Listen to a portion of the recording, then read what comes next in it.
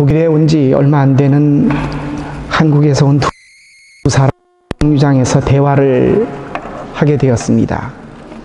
얘기를 한참 하고 있는데 그 버스 정류장 앞으로 독일 여자 한 분이 큰 개, 굉장히 작은 송아지만한 개를 데리고 쓱 지나갑니다. 그랬더니 그 한국 사람 두 사람이 그 개를 이렇게 쳐다보면서 서로 대화를 합니다. 많이 먹겠지요? 사람이 그 개를 이렇게 보면서 예, 많이 먹겠는데요? 그렇게 얘기를 했어요.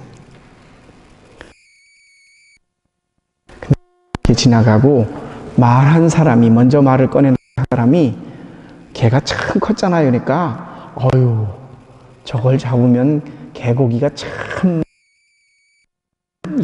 네요 라고 하자 그 옆에 있었던 한국 사람은 그 개를 이렇게 보면서 저 개가 하루에 사료를 먹는 양을 엄청 많이 먹을 거라고, 그러니까 예, 많이 먹겠는데요? 똑같은 말을 했는데 많이 먹겠지요? 예, 많이. 이 사람이 많이 먹는 것과 먹는 게 달라요. 여러분도 혹시 살면서 많은 그런 경험을 했을 거예요. 똑같은 시간에 똑같은 장면, 똑같은 사람으로부터 똑같은 말을 들었는데 누구는 이렇게 생각을 하고 누구는 저렇게 생각을 합니다. 성경 속에서도요, 우리가 성경을 읽다 보면 예수님이 잡혀가지고 유대 그 산헤드린 공회의에 끌려갔다가 빌라도 앞으로 가지 않습니까? 그때 빌라도가 예수님에게 물어요. 네가 유대인의 왕이냐? 예수님이 대답하신 말씀이 헬라어 원문 성경에 보면 수 레게이 이렇게 나와 있어요. 수는 유예요. Du hast gesagt. 독일말로 하면 Bist du Christus? 라고 묻자 Du hast gesagt 이렇게 예수님이 대답해요. 한국말로 네가 유대인의 왕이냐? 라고 묻자 예수님께서는 네가 그렇게 말하였도다, 그렇게 번역이 되어 있어요. 자, 이 말에는 두 가지 뜻이 있어요. 네가 유대인의 왕이냐? 네가 그렇게 옳다. 야 Ich bin Christus라는 말이 있고, Nein, ich habe so gedacht, du hast gesagt. 내가 말한 게 아니야. 네가 그렇게 말했을 뿐이야. 라고 말한 두 가지 의미가 다 들어있어요. 똑같은 말인데도 네가 유대인의 왕이냐? 네가 그렇게 말해. 난 그렇게 말하지 않았어. 네가 말했을 뿐이야. 아니면 네 말이 옳다. 많이 먹겠죠? 예, 많이 먹을 거예요. 똑같은 말이지만 그 의미가 전혀 다릅니다. 우리는 살면서 이것을 많이 경험했어요. 신앙생활 속에서도 하나님의 말씀은 말씀인데 그 같은 말씀을 다르게 받아들여지고 다른 정반대의 길을 사는 사람들이 있습니다. 내 눈에 물대기라고 이미 저와 오늘 여러분에게 한 하나님의 말씀을 놓고 우리 오늘 신앙의 공동체 구라파닌 선교교회 우리 성도들이 하나님의 말씀을 들을 때에 이 말씀이 같은 말씀이지만 다른 뜻으로 전달되는 것이 아니라 하나님이 저와 여러분의 마음속에 똑같은 말씀으로 전해주시는 말씀이 되기를 간절히 원합니다.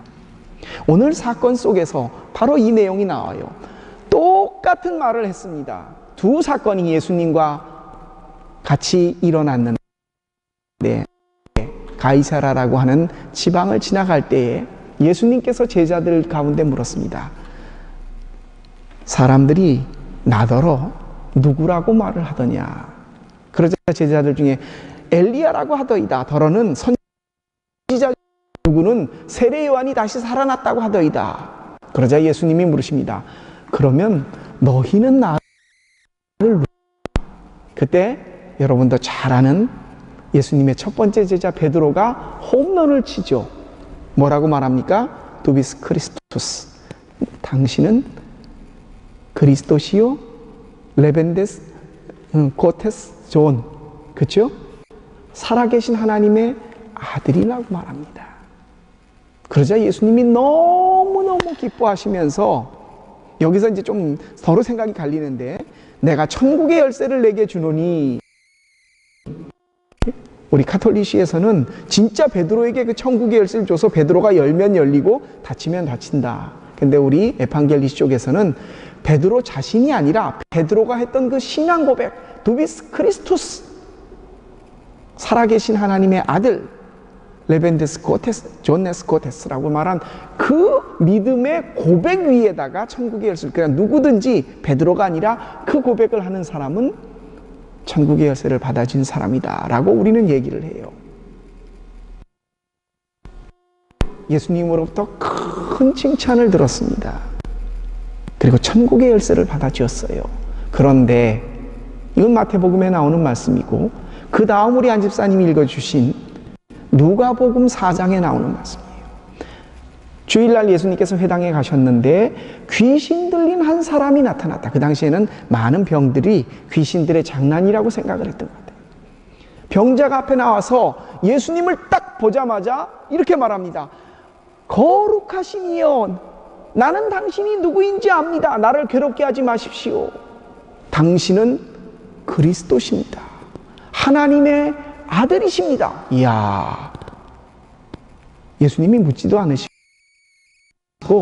않으셨는데 자기가 먼저, 성경 속에 보면 거라사 지방의 돼지 속에 나중에 들어갔던 그 귀신도 예수님을 보자, 왜 나를 괴롭게 하십니까?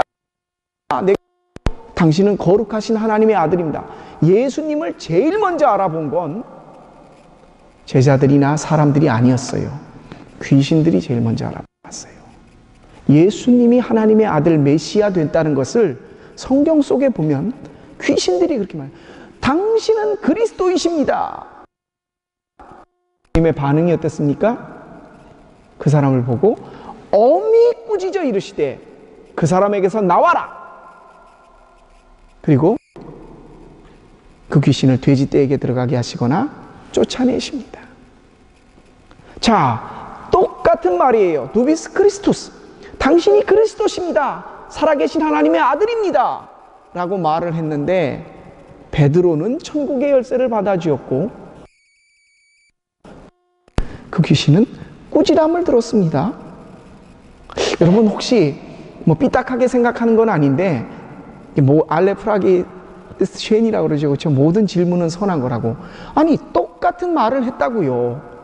예수님 보고 당신이 그리스도이십니다. 살아계신 하나님의 아들이십니다. 메시아입니다 라고 고백을 했는데, 누구는 칭찬을 받고 천국의 열쇠를 받았는데, 누구는 어미 꾸짖으시면서 그 귀신을 내쫓았냐고요.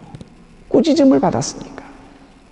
왜 그런지 여러분 혹시 아십니까?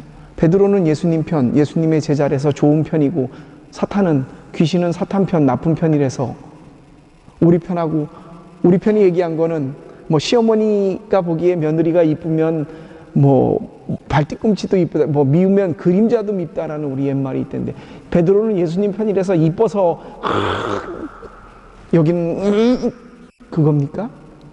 여러분 혹시 그런 생각 안 해보셨어요? 똑같은 예수님에 대한, 그리스도에 대한 고백인데, 누구는 천국의 열쇠를 받아든 칭찬을 듣고 누구는 고된 꾸지람을 받고 쫓겨났습니다. 고백은 똑같아요.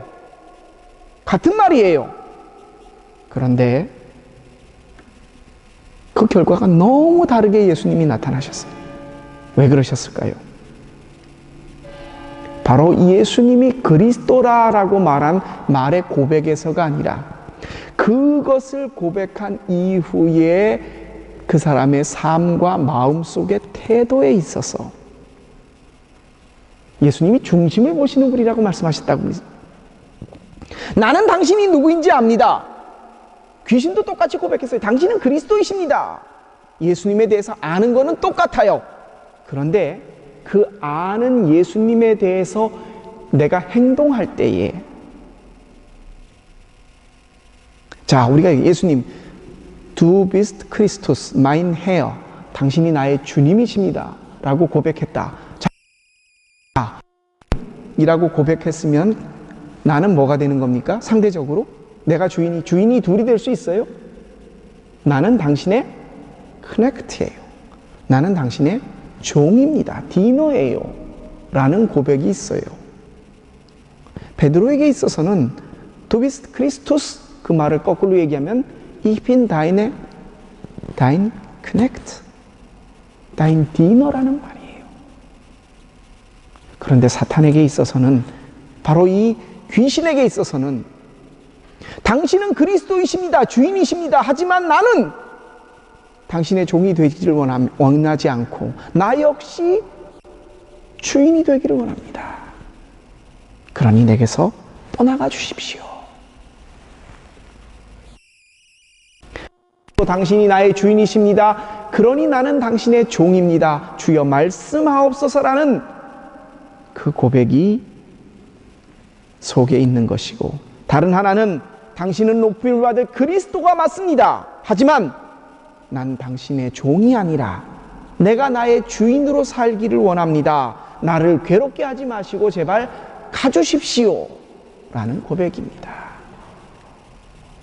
이것까지는 우리가 알겠어요. 하지만 오늘 우리의 삶을 한번 보실, 이 말씀 자체를 우리가 이해 못한다는 게 아니에요. 오늘 우리는 우리가 아는 것에 비해서 우리의 마음과 우리의 행동은 전혀 다르게 나타납니다.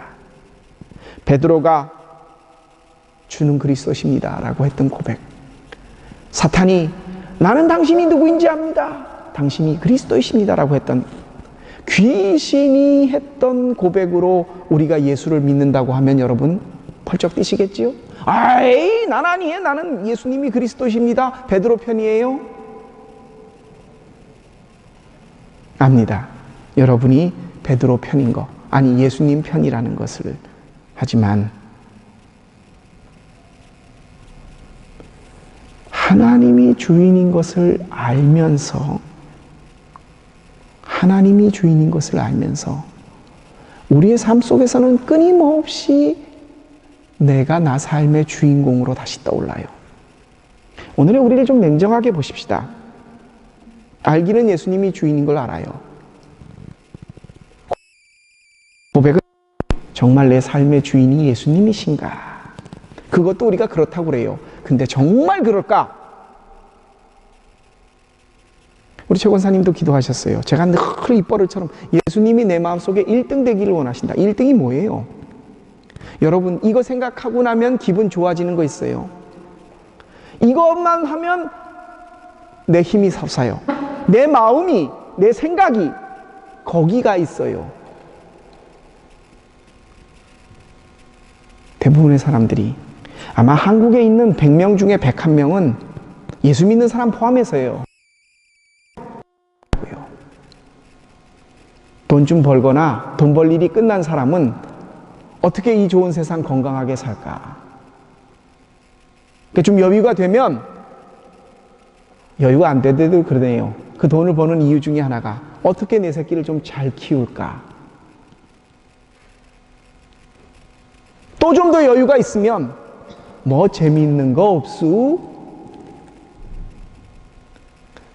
저희 작은아버지께서 제게, 우리 작은아버지가 이걸 안 보실 거니까 제가 얘기를 하는데, 전화를 하셔갖고, 야, 그 독일이나 이태리에 굉장히 유명한 자전거 이게 있는데 내가 돈을 줄 테니까 하나 사서 보내라. 그래서 그리고 그 자전거 모델을 봤더니 15,000유로가 넘는 거예요. 자전거 한 대가 15,000유로가 넘더라고요. 작은아버지 이거 뭔지 아세요? 이건 좀 싼 거 내가 다른 이게 같이 동호회 하는데 3천만 원짜리 넘는 거 갖고 있는 사람들이 다야. 매주 나가요. 주일 예배도 본인 안수 집사님이신데, 예? 장로님 본인은 안 되겠대요. 왜냐하면 회중 기도 때 2부 3부 기도를 해야 된다고. 안수 집사는 1부 기도를 한대. 7시. 그리고 그거 하고 나가서 9시부터 양평 갔다 오고 50km, 100km 자전거 타고 나가셔야 되니까.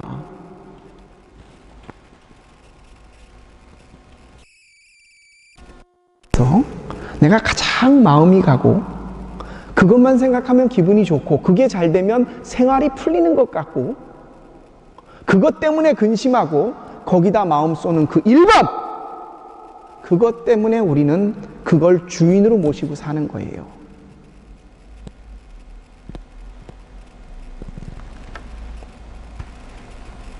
내 마음을 다하고 뜻을 다하고 힘을 다하여 주 너의 하나님을 사랑하라. 쉐마의 말씀은 외우는 말씀이 아니에요.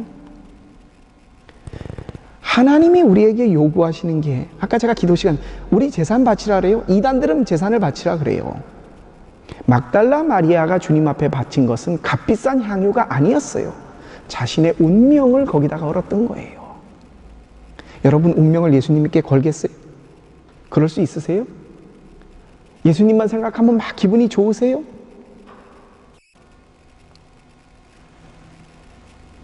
우리 마음속에 1번, 끊임없이 알아요. 목사인 저도 제가 거기다 마음을 두고 살아야 한다는 거. 그래서 저는 요즘 일어나면 의도적으로, 예전에는 마음이 좀 이렇게 하고 머리가 맑아진 다음에 하나님의 말씀을 읽어야 되겠다라고 생각을 했는데, 지금은 의도적으로 일어나자마자 눈이 잘 보이거나 안 보이고 뭐 정신이 어떻게 됐든 간에 말씀 먼저 읽고 시작. 근데 읽기는 읽는데 마음은 콩밭에 같아 있어요. 이따 해가 많이 뜰 텐데 미리 뭐 물을 좀 줘야 되나? 저걸 어떻게 고치지? 눈 뜨면서부터 대부분의 많은 시간들을 제가 자식 걱정, 건강 걱정, 그 궁극의 돈 걱정, 그리고 인생의 랑바일리히한 것을 없앨 무슨 참 참신한 예수님이 1번인가? 주는 그리스도십니다. 살아계신 하나님의 아들입니다. 라는 이 고백이, 여러분 알고서 내가 주인으로 살면 사탄하고 뭐가 달라요? 차라리 믿지 않는 사람, 예수님을 고백보다 우리 믿는 해놓고 살기는, 내가 주인으로 사는 그 사람의 고백이 더 악할 수가 있어요. 저는 그게 너무 무서워요. 목사인 네가 제일 먼저 심판받을 거다라는 거예요. 우리 믿고 앉아 있잖아요. 오늘 여기 왔단 말입니다. 같은 말이에요. 근데 전혀 다른 고백이었어요. 끊임없이 우리 속에서, 여러분 혹시 한국에 가서 이거 보셨는지 모르겠는데 두더지가 이렇게 있어서 고무망치를 줘요. 때려봐 때려봐 그러면 아이고야 확 올라. 끊임없이 우리 마음속에서 자식 걱정 올라오고 돈 걱정 올라오고 건강 걱정에 계속 올라와요. 어느 누구도, 여러분 과일을 보셨지만 탐스럽게 익은 과일, 저희 집에 그 전주인이 심어놓은 키위 나무가 있어요. 근데 김성수 목사님이 왔다 가시면서 그래, 목사님 키위가 많이 열렸는데 저거 반은 다 따주셔야 돼요. 그래. 예? 많이 열렸는데 그걸 왜 따요? 그래야 열매가 굵게 열려요. 그러면서 본인이 올라가셔갖고 나는 속으로 아까워 죽겠는데 거기 거예요.